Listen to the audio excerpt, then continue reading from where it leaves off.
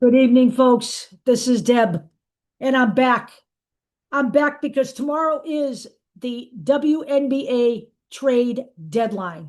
And the question is, will the Indiana Fever do something to bolster their front court, or will they sit pat?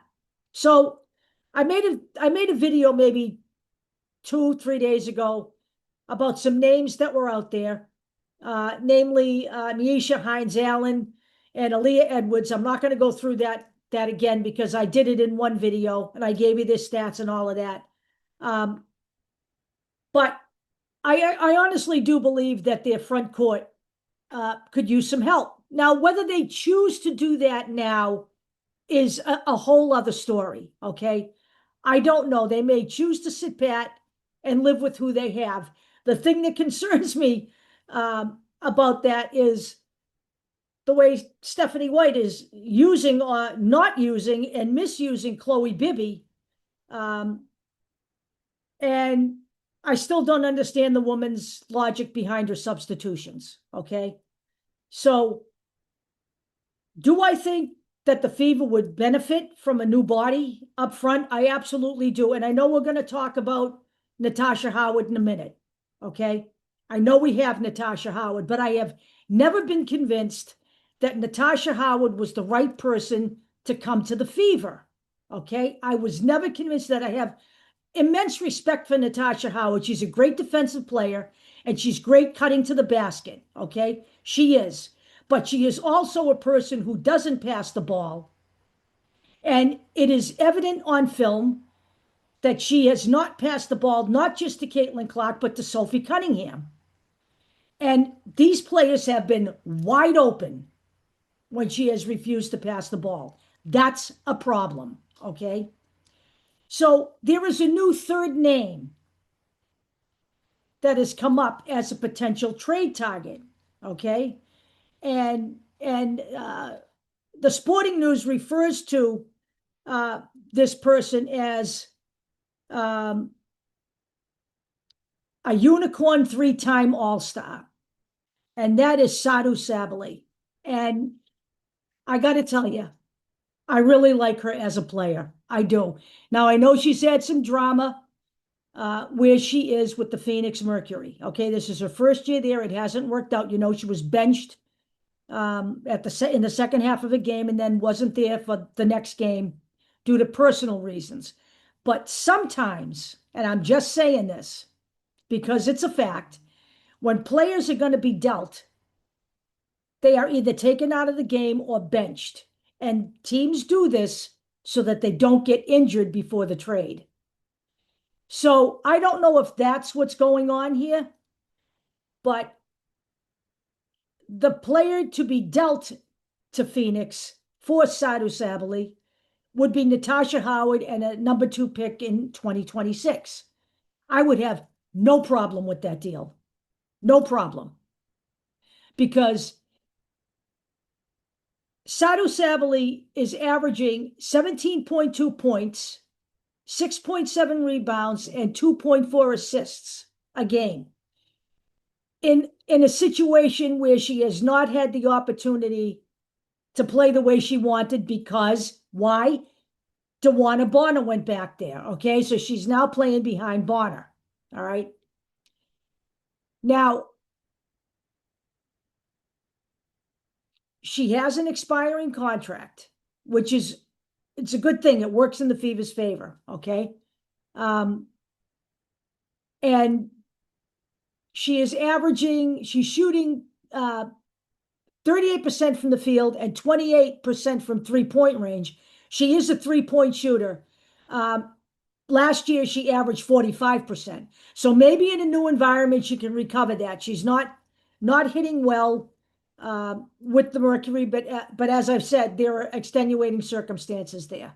All right, with where how much she's playing and just the situation in Phoenix right now. So I just think that if it were me and they were going to make a move, that's the person I would like to see come to the Phoenix. Out of all the three that were mentioned, all the three of them, they'd all be viable. She would be the one I would like to see the most come to the Fever. But again, I'm not saying this is imminent. The trade deadline is tomorrow at 3 p.m. I haven't heard any movement on any of these players. I don't know what's going on. Teams are not likely to talk before the trigger is pulled. So we'll have to see what happens. Okay. But that is one of the rumors out there. And that was a new rumor, a new addition to those two names. One other article had some kind of fantasy thing going on, where they had a player from Los Angeles coming over to the Fever. But in that scenario, they would have to give up Sophie Cunningham. And hell no. Hell no. Sophie goes nowhere. Sophie needs to stay with the Fever. Okay. Now, speaking of LA, yes, the Fever lost to the LA Sparks last night. Didn't have to be that way. They had a fourth quarter meltdown. And maybe when Caitlin Clark comes back, she can help prevent that. Okay. And maybe with a little bit more front court help, we could alleviate that problem, because the fourth quarter meltdown has been a recurring problem this season, at least from my perspective.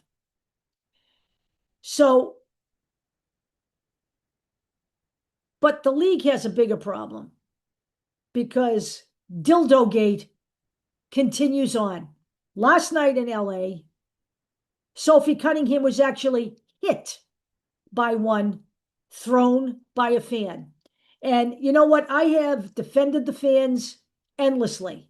Okay. I think they've been attacked unnecessarily for booing, for laughing, for shouting things out. You know what? As long as you're not being disrespectful, or insulting or verbally harmful to people, I believe all of that is part of the sport. What I don't believe is part of the sport is throwing objects on the court while the game is in progress. That is dangerous for the players, and that is not okay. And I wholeheartedly support tossing a fan from the game, and maybe not allowing him back for a month, because something's got to make this stop. So people who say that the league is a joke, you know what? For one time, I'm going to say this isn't on the league. Okay? These are fans who should know better.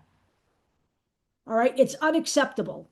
I will not defend fans who throw things on the court. I don't care what the object is. I don't care whether it's a dildo. I don't care whether it's a ball. I don't care whether it's, I don't know, a rubber chicken. That's what they used to throw in my day, rubber chickens. They used to throw them at Bill Lane Beer. But none of that is acceptable at any time, okay? So that kind of stuff has got to stop. It's stupid and it's dangerous. Okay, now I've covered that. Let's move on to the third thing. We've had this recurring conversation now on a lot of these podcasts about the Fever being better without Caitlin Clark. I think we proved last night that that's not the case. But I want to talk about where the majority of that chatter is coming from, because you'd have to wonder why this guy's even opening his mouth. I'm talking about Jeff Teague, who's a former NBA player,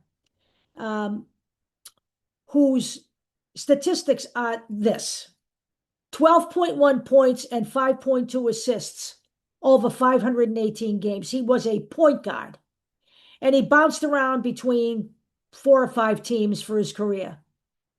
And now he has chosen, of course, to find fame and fortune by opening his Yap on YouTube.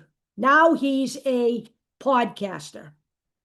And I have to say that Candace Parker came out and gave him the what for making that statement. But Nancy Lieberman, her takedown of Jeff Teague was a thing of beauty. And I will make sure that you guys all see it. I'm going to put the link in the description of the videos. You guys can just click on it and watch it when you get a chance. I don't need to show it here tonight, right now. because I do want to show you something else. The Caitlin Clark National Tour moved last night to Los Angeles. It does not matter where this girl goes, okay? It does not matter. She attracts the most amazing crowd, and she spends a lot of time appreciating the people who love her as a player. So for all of those people out there who continue to say that Caitlin Clark is not the face of the WNBA, you're in some kind of major delusion, okay? And I don't know who you think is the face of the WNBA, but I don't see anybody else that comes from any other team where people line up like this to get an autograph. And I mean a lot of people, adults as well. I mean, there are guys with cameras trying to get in the picture with her. You can see it in this video I'm going to show you in a minute.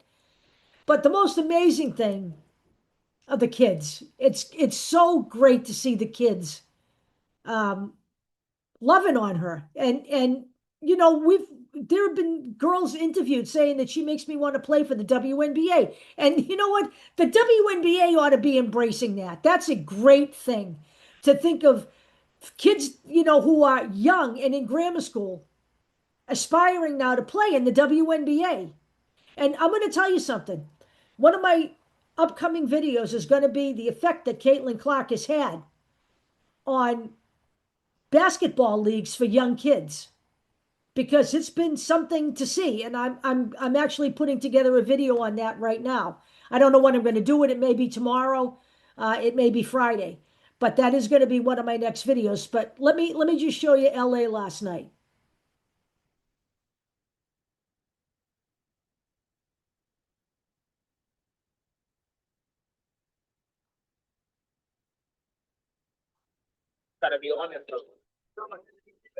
This is crazy, okay? Look at it.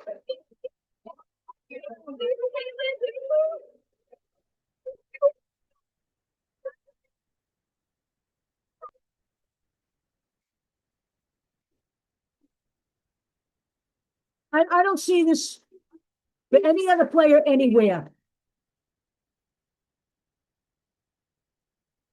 So if that isn't the face of the WNBA, I challenge you to tell me who the hell is.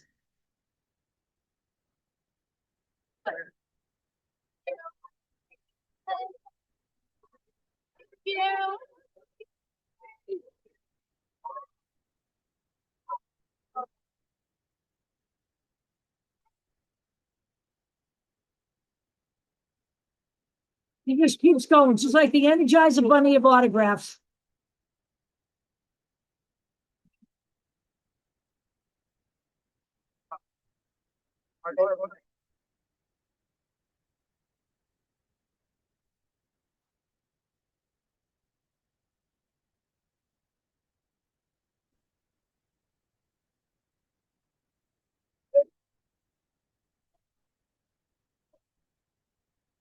So, yeah, that's what I'm talking about.